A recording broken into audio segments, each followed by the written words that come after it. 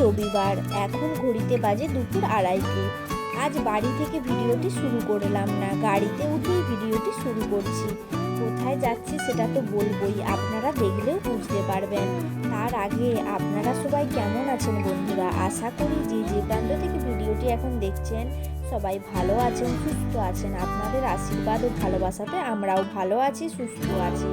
আবার একটি নতুন দিনে নতুন একটি ব্লগে সবাইকে অনেক অনেক ধন্যবাদ ও ভালোবাসা জানাচ্ছি। আজ বাড়ি থেকে ভিডিওটি শুরু করিনি, একটু ব্যস্ত ছিলাম, কারণ আমরা আজও সবাই মিলে কলকাতাতে যাচ্ছি। শুধু দাদা যাচ্ছে না, এখানে বাবু আর অনুষ্কা বসে আছে, আর আমি আর আপনাদের দাদা ভাই বসে আছি। আর আমাদের কাছে বাবুর ভাই আজকে বসেছে, ও আড়ি ধরেছিল, তো সেই জন্য আমরা তিনজনে পেছনে বসেছি, আর বাবুর জেম্মা আর দিদির পাশে বসেছে। আর সামনের সিটে বাবা আছে, আর একটু পরে যদিও অদল বদল হয়ে যাবে। আর আজ আমাদের সাথে আরও একজন যাবে, তো সে রাস্তায় দাঁড়িয়ে আছে, তাকে আগে গাড়িতে তুলে নিই, তারপরে আপনাদের সাথে কথা বলছি।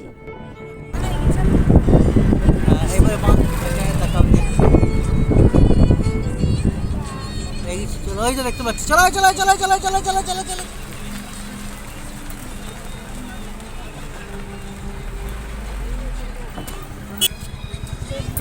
দেখি না মুখটা আগে দেখি, আমি কখন থেকে দাঁড়িয়ে আছো? যাচ্ছি যাচ্ছি যাচ্ছি, দাঁড়াও, এখানে খুলে দিলেই যাবে।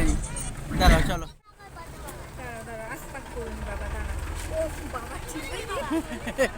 বাবা ঢুকে পড়ো।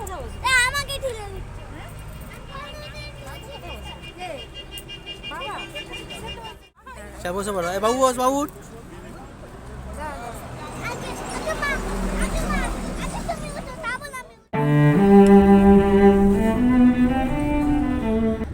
তো আমরা এখন গাড়িতে উঠে পড়েছি, আর অদল বদলটা তো আপনারা বুঝতেই পারলেন। বাবা সামনের দিকে বসেছিল, বাবা পিছনে চলে গেল, আপনাদের দাদাভাই সামনে বসেছে, আর আমরাও যে যার জায়গা থেকে আবার অন্য জায়গায় এসে বসলাম।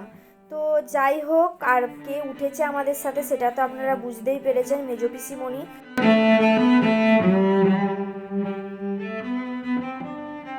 পিসিমণি 2:30টার সময় এসে এখানে দাঁড়িয়েছিল, আর আমরা তো বাড়ি থেকে 2:30টার সময় বেরিয়েছি, মানে আমাদেরই আসতে একটু দেরি হলো। আর পিসিমণি সেটাই বলছে যে অনেকক্ষণ ধরে পিসিমণি দাঁড়িয়ে আছে।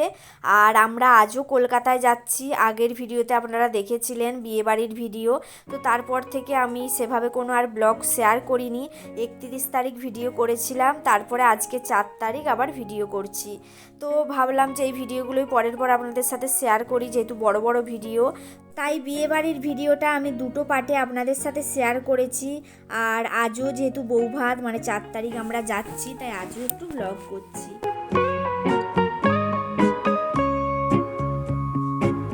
আর আমরা এখন মেচোগ্রাম পেরিয়ে অনেকটাই এগিয়ে এসেছি, তো রাস্তার ভিডিও একটু একটু তুলে রেখেছিলাম, মানে আমি তুলিনি, আপনাদের দাদাভাই তুলে রেখেছিল, ও যেহেতু সামনে বসেছে,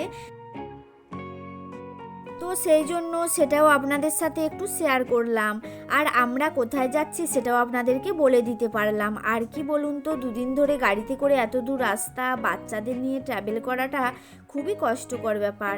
আমি তো রাস্তায় যেতে যেতে আজকে ঘুমিয়ে পড়েছিলাম। আপনাদের দাদা ভাই সামনের সিটে বসে ভিডিও করেছিল বলে আপনাদের সাথে পরিস্থিতিটা একটু শেয়ার করে দিলাম এখন ভয়েস দিতে বসে।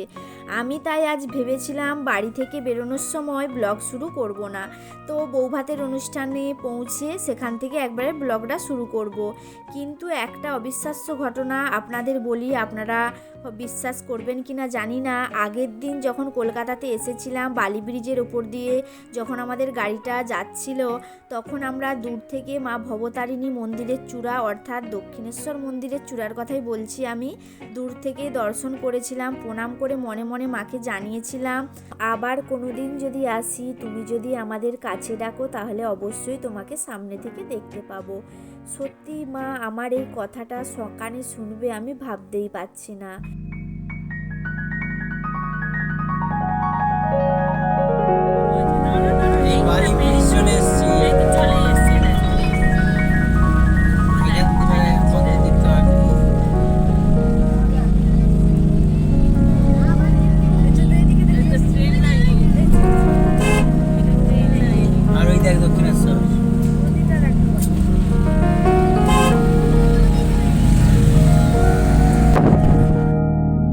আজও কলকাতাতে যাচ্ছি বালি ব্রিজের উপর দিয়ে, আর মায়ের মন্দিরের চূড়াও দেখতে পাচ্ছি। হঠাৎ বাবা বলল, আজ যখন তাড়াতাড়ি একটু এসেই গেছি তাহলে চলো মন্দিরে। আগের দিন একই সময়ে বাড়ি থেকে বেরিয়েছিলাম, কিন্তু আজ আগের দিনের তুলনায় একটু তাড়াতাড়ি যেন চলে এলাম। রাস্তাতে আজ কোনো জ্যামও নেই, তাই আমরা সবাই মিলে এখন দক্ষিণেশ্বরের মন্দিরে যাওয়ার জন্য রওনা দিলাম।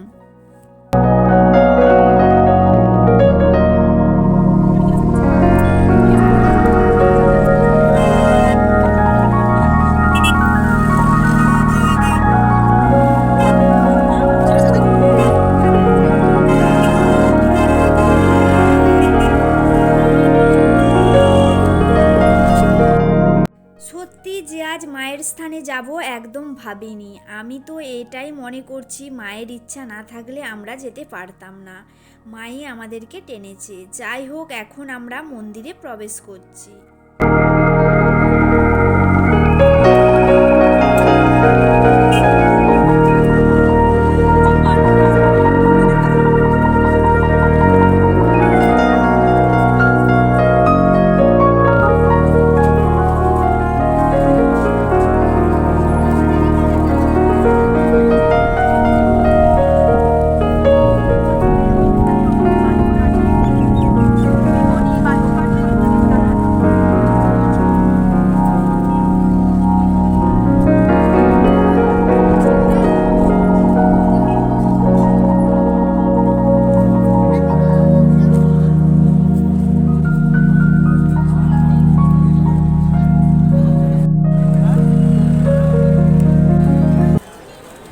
তো বন্ধুরা, তখন বাড়ি থেকে বেরিয়েছিলাম 2:30টার সময়, তখন আপনাদের সাথে কোনো কথা বলতে পারিনি।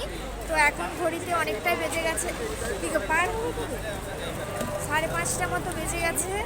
তো যাই হোক, আমরা এখন সাড়ে পাঁচটা কথা, এখন 5টা বাজছে। 5টা বাজছে, তো আমি ঘড়িটা যদিও দেখিনি।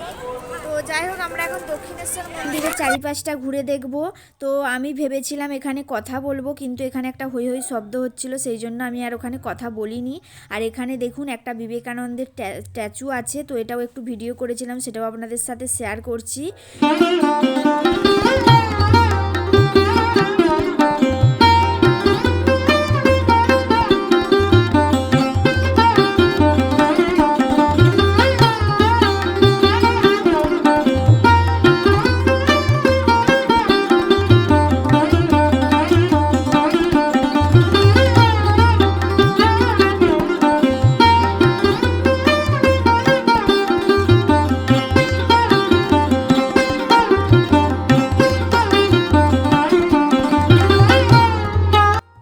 মন্দিরের চারিদিকটায় সত্যি খুব সুন্দর লাগছে, আর আমরা সবাই মিলে চারিদিকটা এখন ঘুরে দেখছি। আর আমি তো এখানে নতুন মানুষ, সব কিছু আপনাদেরকে বলতেও পারবো না কোন দিকে কি আছে। তো আমরা ঘুরে দেখছি, সেইটুকুই আপনাদের সাথে শেয়ার করছি। আর এখানে দেখুন রানী রাসমণির মন্দির, এখন আমরা দর্শন করছি।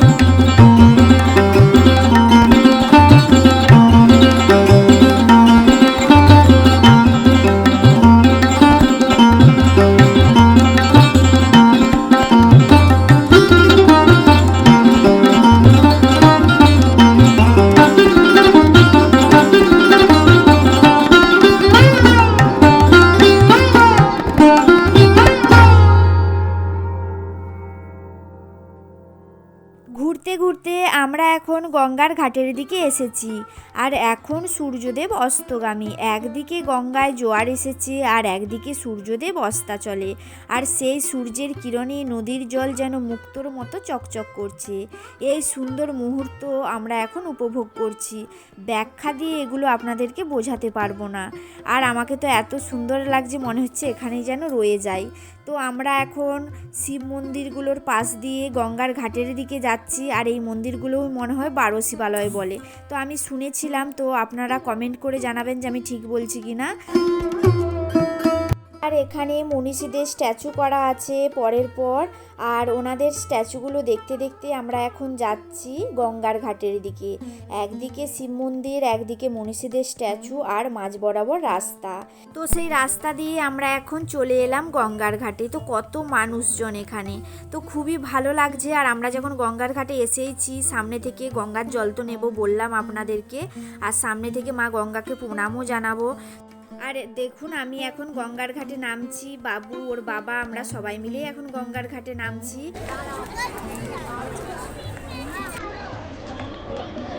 আমরা এখন গঙ্গার ঘাটে নামছি।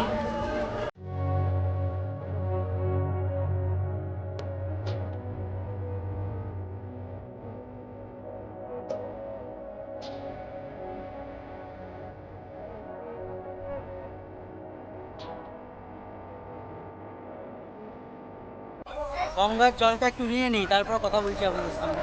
ঘাটে আইসো দুপুর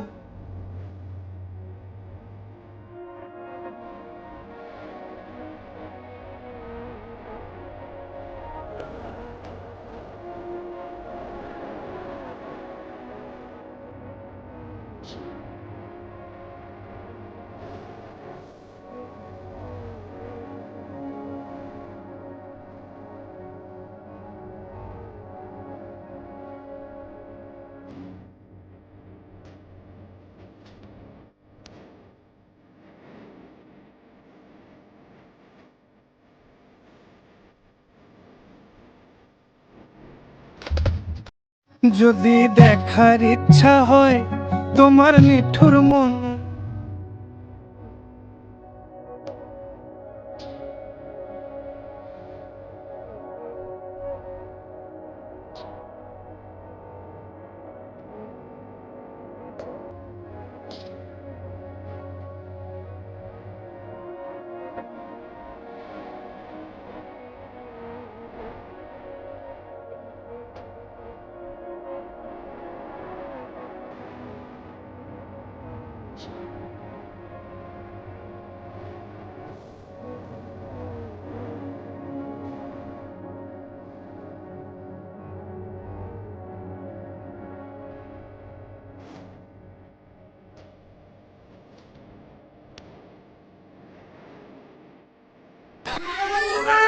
আমরা গঙ্গার ঘাটে নেমেছিলাম, গঙ্গার ঘাট থেকে একটু জল নিয়ে নিলাম আর প্রণাম করলাম। এখন হাঁটছি। এই যে পিছনে ব্রিজের পাশে যাওয়া যায় নাকি দেখি। তো বন্ধুরা আমরা এখানে একটু দাঁড়িয়েছিলাম, কিছু সেলফি তুললাম, ফটোশ্যুট করলাম। তো বারবারই বলছি আপনাদেরকে খুবই সুন্দর জায়গা এখানে, মানে আমাদেরকে তো এসে খুবই ভালো লাগছে। তো চারিপাশটায় ঘুরে দেখলাম, তবে মন্দিরের ভেতর ঢুকলাম না, কারণ আজ আমরা যেহেতু বিয়েবাড়ির উদ্দেশ্যে এসেছি মায়ের টানে মন্দিরের চত্বরে। চারিদিকে ঘুরে দেখলেও সময়ের অভাবে আর লাইনে দাঁড়িয়ে থেকে মন্দিরের ভেতরে ঢুকতে হলে অনেকটাই দেরি হয়ে যাবে। তাছাড়া আমরা যেহেতু বাড়ি থেকে ভাত খেয়ে এসেছি, তাই পুজো দিতে মনটাও সায় দিচ্ছিল না। পুজো দিলাম না, চারপাশটা ঘুরে দেখলাম, মাকে একটু দূর থেকেই দর্শন করলাম। আর আবারও যদি অন্য কোনো দিন আসি মাকে পুজো দিয়ে যাব। আজ দূর থেকে মাকে প্রণাম জানালাম, মায়ের টানেই যেমন আজ এসেছি, আবার মায়ের টানেও কোনো না কোনো দিন আবারও চলে আসব। আমরা কাবেরীর সাথে গঙ্গা জল রেখে দাও।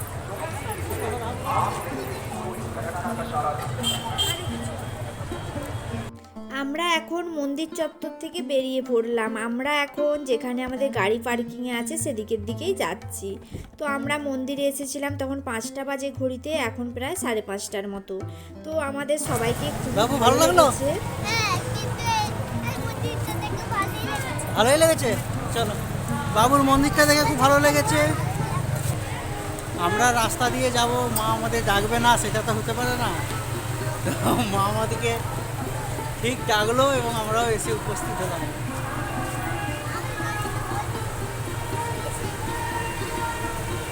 আমাদের যেখানে গাড়ি পার্কিং করে রেখেছিল সেখানে আমরা চলে এলাম।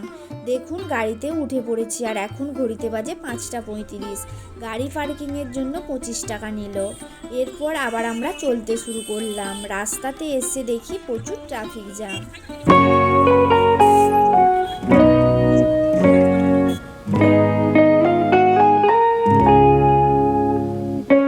ট্রাফিক জ্যাম কাটিয়ে আমাদের গাড়ি আবারও ছন্দে চলতে শুরু করে দিয়েছে। তো সন্ধ্যা যেহেতু নেমে গেছে, রাস্তাটা খুব সুন্দর লাগছে দেখতে লাইটের আলোতে।